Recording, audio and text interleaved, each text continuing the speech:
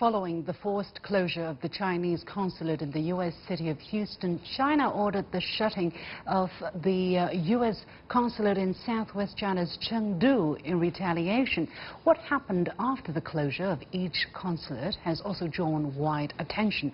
U.S. personnel were seen breaking into the closed Chinese premise in Houston, while Chinese personnel walked in through the front entrance of the former U.S. consulate to take it over. Why the difference, and what factors have brought bilateral relations to such a point, and what might happen next?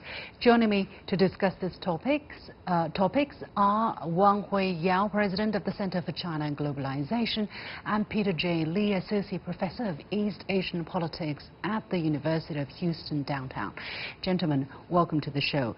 So shortly after the Houston consulate closure, members of U.S. law enforcement were reportedly seen forcefully entering the building. Now, U.S. State Department spokeswoman Morgan Ortega said, "We have directed the closure of the People's Republic of China Consulate General Houston in order to protect American intellectual property and Americans' private information."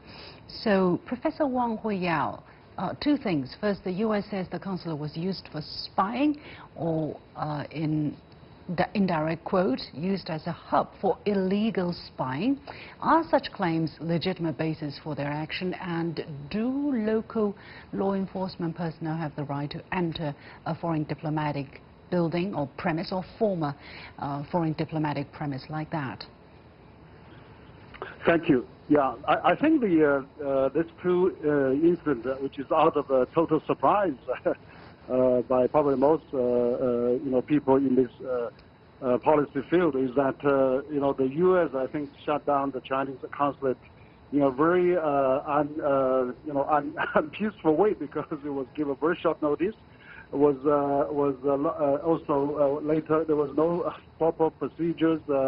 Not like the consulate closed in Chengdu, where there's a ceremony was held, there was a proper moving and out, and was really quite organized. Whereas we see that the Houston, particularly the way the official get in was U.S. officials to get in was through the back door. I think that was really very unfortunate to see that. And also, the Houston consulate is very symbolic. I was actually established 41 years ago, I think, but I remember that Deng Xiaoping actually visited Houston with his cowboy hat, and it was usher in a very good period of China-U.S. relations. Whereas in Chengdu as well, I mean, I'm from Chengdu. I know that place very well. I mean, Chengdu is the panda, the hometown of the panda, and actually very good development. There's about 300 multinationals in Chengdu. So it's such both important cities, and I don't think the reasons that they gave, that you mentioned, like espionage and intellectual property, or those are really, I think, excuses. I think it's probably legitimate. Some foreign missions collect some information, which is normal from time to time. It's through the open way. But given the big reasons that this kind of close down is quite, I mean, very, very sad actually to see that. I think this gives the very bad impression, and really jeopardize the feelings of both countries to a further low. Yeah. Let me go to Peter to get your insight. Peter, what do you think of the legitimacy of the reasons the U.S. side has put forward, such as illegal spying, such as violation of American intellectual property rights, or Americans' private information? And they didn't really give the Chinese an opportunity to hold consultations. They just abruptly revoked, ordered the consulate to be closed. So, and then they broke into the premise, which I understand is a premise which is a property of the People's Republic of China. Peter, these 2 points, I would like to have your comments. Yeah, I would say that China, United States have been engaged in multiple talks regarding intellectual property protection and the violation of the trade relations, trade, regulations between the two countries. Now, with regard to the breaking into the Chinese Consulate General, but is it fair to order the Houston consulate to be closed because of alleged violations of American IP? Because they had the trade talks, remember, they had trade negotiations, and if you have accusations, you're supposed to lay them out and, through due procedure, maybe ask for explanation or launch a legal action. Yeah, exactly. The negotiation and the talks have been going on in the last, 2 years at least. Now, the shutdown of the Chinese Consulate General, especially the breaking in following the closure of the consulate, and we have to understand this. According to the Vienna Convention on Consulate Relations, the consulate is not a territory of the sending country, and of course it is the property of the sending country. And during normal time of operation, the consulate premises are protected by the law enforcement of the hosting country. But the hosting country has a legitimate reason to enter the premises, especially when there is the charges of violation going on, and especially in Houston consulate situation, there was a fire, right? Reported. The Chinese consulate officials were burning documents, so there was additional reason for the law enforcement to check on the premises to make sure that the fire would not be a hazard. Mr. Wang, your reaction to this, because I understand by the time that the law enforcement personnel broke into the premise, there was already no fire. The fire was going on because the consulate staff were burning documents that they were not able to take away with them. So, Mr. Wang, what is your reaction to Mr. Lee's comments? Well, I think that, the documents was burning probably after they got a notice that they have to leave. I mean, I can understand, because if they have to leave, then they must have a lot of things to clean up, and, so that, or maybe to that's probably unnecessary. But what I would not be felt very appropriate is that, there should be really there should be more time. There should be really good reasons to give. I mean, just saying intellectual property violation, it really sounds very far-fetched, and also that the particular the way they get in is very appropriate. I mean, let some U.S. politicians let's go high, not go low, compare with each other, going high ground. So let's do it in a more fashionable and understandable way. So I think all the countries have some suspicions, but then we should really not do that in such a broad daylight, and it's not really a great reason to do that. I think this is not. I'm sure many people see that as really U.S. is really getting public administration get desperate, wants to bring down the China-U.S. relations. I mean, they are doing the best they can, probably. Mr. Lee, your reaction? Yes. Yeah, I would like to add one point, because the Consulate General in Houston is Chinese property. We all understand that one. And the United States is responsible to make sure that the property is safe. And of course, breaking into the Consulate General is an extraordinary way, to do the job, so that they want to make sure there's no fire hazard, even though the fire was put down. But United States has to, make sure that the property is safe. Well, a home is a castle, right? In English, in Anglo-Saxon culture, you would say it's inviolable, a piece of property which belongs to a private person, and in this case, it belongs to the People's Republic of China. So is there any other way that the U.S. authorities, either local authorities or federal authorities, could have done slightly differently, asking for permission or communicate with the owner of that piece of property, or if they have a legitimate doubt, if they have credible doubt that something dangerous could potentially still be in that building? Is there any other way that they could have done this, Mr. Lee? As I said earlier, that this is an extraordinary, situation, and to make sure that the premises are safe, the authorities have to take the actions they believe are appropriate.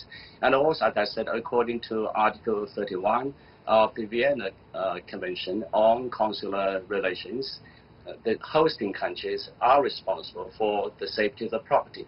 And I would take this as, additional, measure taken by the United States government to ensure the safety of the consulate.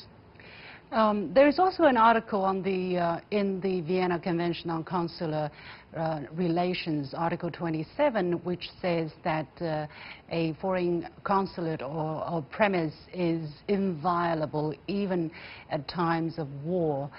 So I do not know whether why that shouldn't be applied here. Even if in the case of the severance of consular relations, the premise is still to be protected, is still inviolable.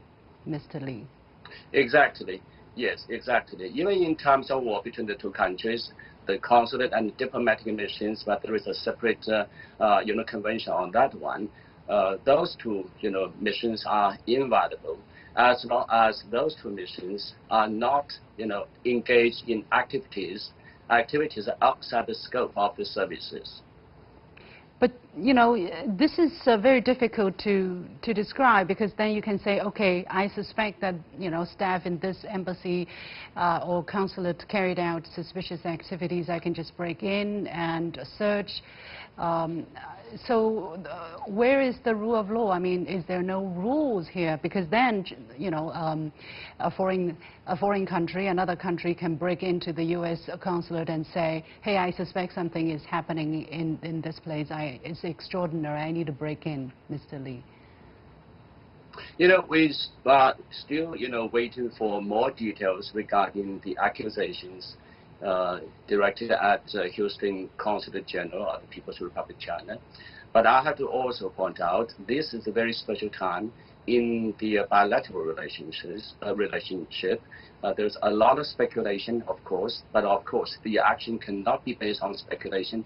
And I'm sure the United States government is going to produce some specific, details regarding the charges in the days to come.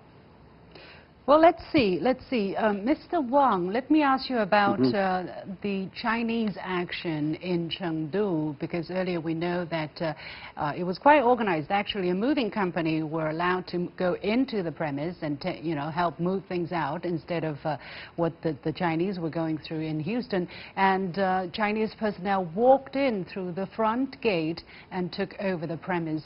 What is the legal basis? What is the rationale behind such a procedure? Well, I think that the consulate in Chengdu, I think Chinese Foreign Minister of Foreign Affairs gave proper notice, and then in response to what happened in Houston. But then I think the closure was quite organized and well ordered, and as you said, the truck moves in. There's a ceremony. There's a flag,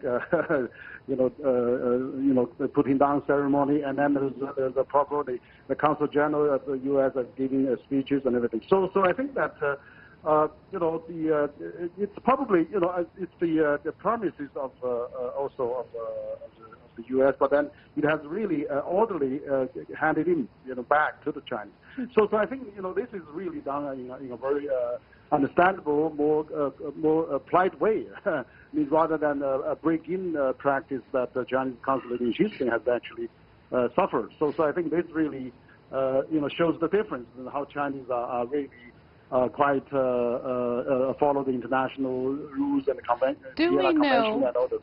Do we know to whom the premise belongs?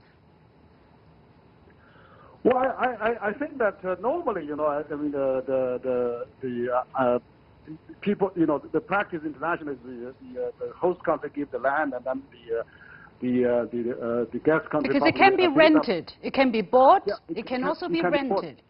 That's right. Yeah, absolutely. There's a provider with. I mean, embassy normally is bid by themselves sometimes, or they bought it.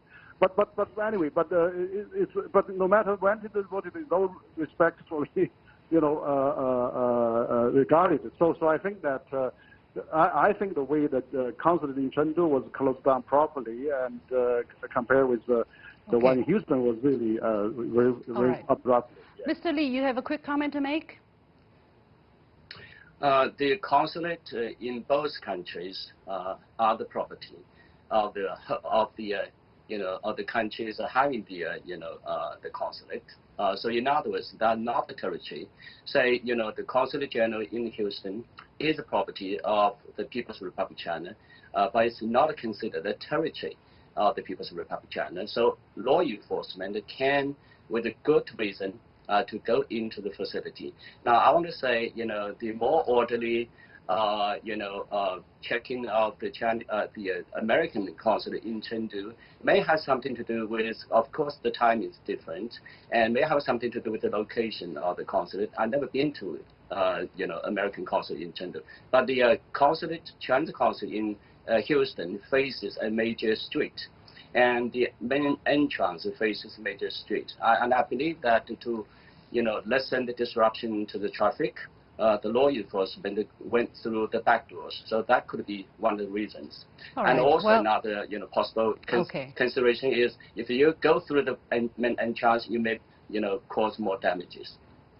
All right, we need definitely more details, but so far it seems the ways how these situations are handled are very, very different in a manner how they're handled. Many thanks to my guests, Wang HUIYAO and Peter Lee.